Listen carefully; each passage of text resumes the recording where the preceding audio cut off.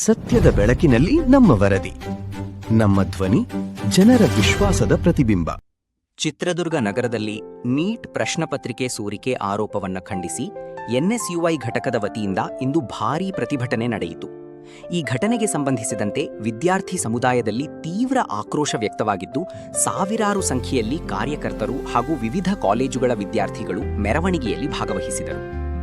ನಗರದ ಗಾಂಧಿ ವೃತ್ತದಿಂದ ಆರಂಭವಾದ ಪಂಜಿನ ಮೆರವಣಿಗೆ ಡಿಸಿ ಸರ್ಕಲ್ವರೆಗೆ ಸಾಗಿದ್ದು, ರಸ್ತೆಯ ಎರಡೂ ಬದಿಗಳಲ್ಲಿ ಜನಸಾಗರದಂತಹ ದೃಶ್ಯ ಕಂಡುಬಂದಿತು. ಪ್ರತಿಭಟನಾಕಾರರು ಕೈಯಲ್ಲಿ ಪಂಜುಗಳು, ಫಲಕಗಳು ಹಾಗೂ ಬ್ಯಾನರ್ಗಳನ್ನು ಹಿಡಿದು ಕೇಂದ್ರ ಸರ್ಕಾರದ ವಿರುದ್ಧ ಘೋಷಣೆಗಳನ್ನು ಕೂಗಿದರು. ಪ್ರತಿಭಟನೆಯ ನೇತೃತ್ವವನ್ನ ಚಳ್ಳಕೆರೆ ಶಾಸಕ ಟಿ ರಘುಮೂರ್ತಿ, ಎನ್ಎಸ್ಯುಐ ರಾಷ್ಟ್ರೀಯ ಅಧ್ಯಕ್ಷ ವಿನೋದ್ ಜಾಖಡ್, ರಾಜ್ಯಾಧ್ಯಕ್ಷ ಕೀರ್ತಿ ಗಣೇಶ್ ಹಾಗೂ ಜಿಲ್ಲಾಧ್ಯಕ್ಷ ಕಿರಣ್ ಯಾದವ್ ಅವರು ವಹಿಸಿದ್ದರು. ಪ್ರತಿಭಟನಾಕಾರರು ಕೇಂದ್ರ ಸರ್ಕಾರ, ಪ್ರಧಾನಿ ನರೇಂದ್ರ ಮೋದಿ ಹಾಗೂ ಕೇಂದ್ರ ಶಿಕ್ಷಣ ಸಚಿವ ಧರ್ಮೇಂದ್ರ ಪ್ರಧಾನ್ ವಿರುದ್ಧ ತೀವ್ರ ಘೋಷಣೆಗಳನ್ನು ಕೂಗಿ ಆಕ್ರೋಶ ವ್ಯಕ್ತಪಡಿಸಿದರು. ನೀಟ್ ಪರೀಕ್ಷಾ ವ್ಯವಸ್ಥೆಯಲ್ಲಿ ನಡೆದಿರುವ ಅಕ್ರಮ ಮತ್ತು ಪ್ರಶ್ನಪತ್ರಿಕೆ ಸೋರಿಕೆ ಆರೋಪಕ್ಕೆ ನೈತಿಕ ಹೊಣೆ ಹೊತ್ತು ಸಚಿವರು ರಾಜೀನಾಮೆ ನೀಡಬೇಕೆಂದು ಪ್ರತಿಭಟನಾಕಾರರು ಒತ್ತಾಯಿಸಿದರು. ಮೆರವಣಿಗೆಯಲ್ಲಿ ಭಾಗವಹಿಸಿದ ವಿದ್ಯಾರ್ಥಿಗಳು ನ್ಯಾಯ ಬೇಕು, ಪರೀಕ್ಷಾ ಪಾರದರ್ಶಕತೆ ಕಾಪಾಡಬೇಕು, ಭವಿಷ್ಯ ಹಾಳು ಮಾಡಬೇಡಿ ಎಂಬ ಘೋಷಣೆಗಳನ್ನು ಕೂಗಿದರು. ಹಲವು ಕಾಲೇಜುಗಳ ವಿದ್ಯಾರ್ಥಿಗಳು ಸ್ವಯಂ ಪ್ರೇರಿತವಾಗಿ ಪ್ರತಿಭಟನೆಯಲ್ಲಿ ಭಾಗವಹಿಸಿದ್ದು, ಇದು ವಿದ್ಯಾರ್ಥಿ ಸಮುದಾಯದ ಆಕ್ರೋಶದ ತೀವ್ರತೆಯನ್ನು ತೋರಿಸಿತು. ನಗರದ ಪ್ರಮುಖ ರಸ್ತೆಗಳಲ್ಲಿ ಕೆಲಕಾಲ ವಾಹನ ಸಂಚಾರಕ್ಕೆ ಅಡ್ಡಿಯುಂಟಾದರೂ ಪ್ರತಿಭಟನೆ ಶಾಂತಿಯುತವಾಗಿ ನಡೆಯಿತು.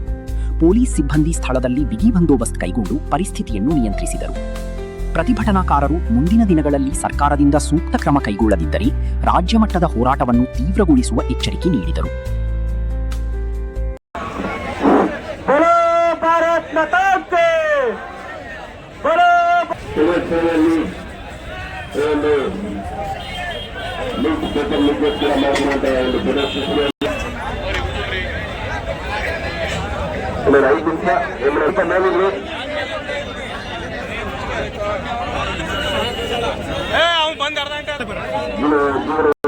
ಸಾವಿರಾರು ಯುವಕರು ಬಂದವರಿಗೆ ಖುಷಿ ಆಗ್ತಾ ಇದೆ.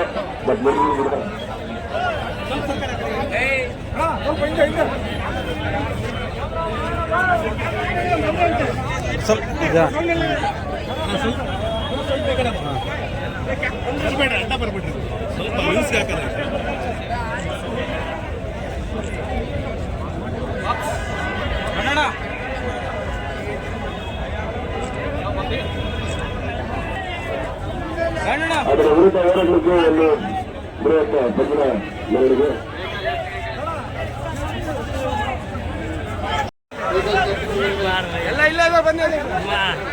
ಈಗ ರಾಷ್ಟ್ರೀಯ ಅಧ್ಯಕ್ಷ ಆಗಿರ್ತಕ್ಕ ವಿನೋದ್ ಜಾಖರಣ್ಣನವರು ಹಾಗೂ ಅವರ ಮೂಲಕ ಅವ್ರನ್ನ ಸ್ವಾಗತಿಸಬೇಕು. ಭಾರತ್ ಮಾತೆ, ಭಾರತ್ ಮಾತೆ.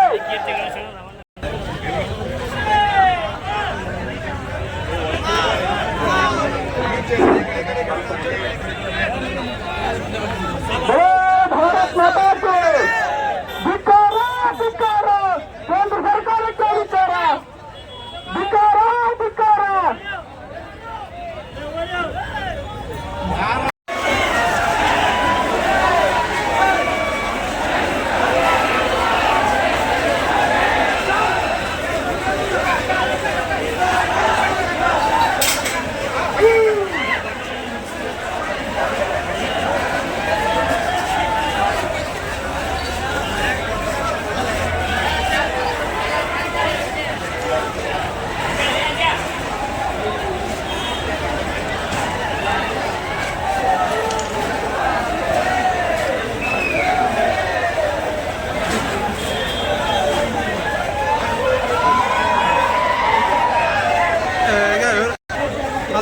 ಕಿರಣ್ಗೆ ಹೇಳ್ತೀನಿ ನಾನು,